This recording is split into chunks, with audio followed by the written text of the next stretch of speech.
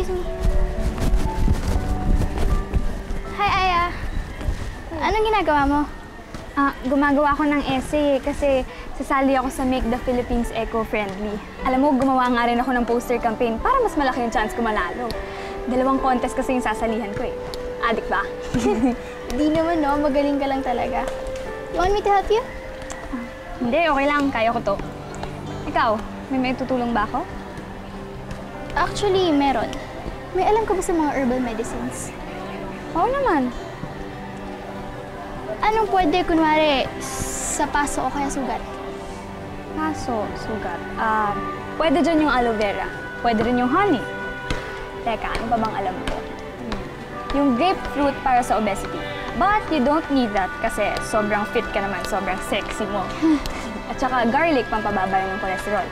And very popular ngayon yung green tea eh, kasi meron yung components na nag-i-inhibit ng growth of cancer cells. Ang galing, no? Meron din palang herbal medicine para sa cancer. Oo naman.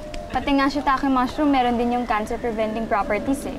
Meron din yung grapes, alfalfa, barley, wheatgrass. Eh pero teka nga, sino bang may sakit? Sino may cancer?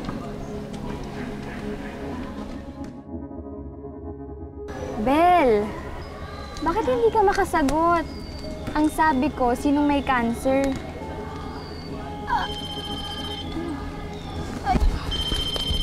Excuse na nga. Hello?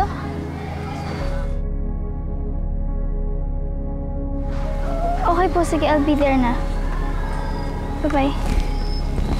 Aya, thank you ah. Puntahan ko lang sandali si Bambi.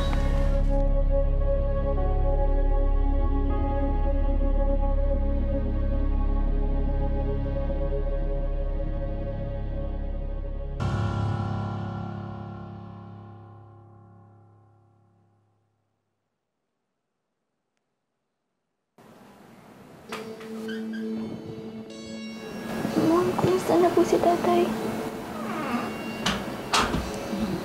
Okay na. Pero kailangan ko siyang dalhin sa Amerika to explore other options para sa cancer treatment niya. Acute myeloid leukemia ang sakit ng tatay mo. May mga abnormal cells sa bone marrow niya na pumapatay sa healthy cells niya. Hindi po kaya dapat ang malaman ni Bambi to? Wag. Wag mong sabihin na, di ba ikaw na nagsabi, iba yung attachment ng tatay mo kay Bambi? Baka pag nalaman niya to, hindi niya kakayanin. Ako rin naman, hindi ko rin naman kaya. Kaya ko lang. Dapat lang na. Dahil ikaw lang inaasahan ko.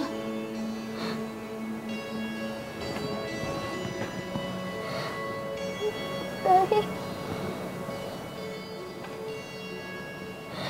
Bakit nagmahal kita?